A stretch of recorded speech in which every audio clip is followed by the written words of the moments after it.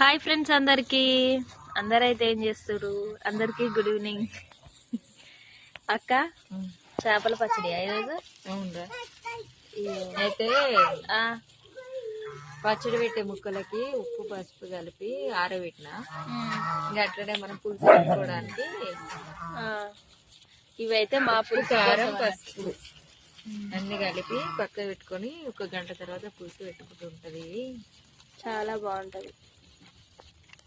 మరి మీకు పచ్చడి కావాలంటే స్క్రీన్ మీద నెంబర్ ఇస్తాం, అందరైతే ఆర్డర్ చేప మస్తు టేస్ట్ ఉంటది. ఎప్పుడు పెద్ద చేప వచ్చినా మనకు ఫోన్ చేసి రమ్మంటది.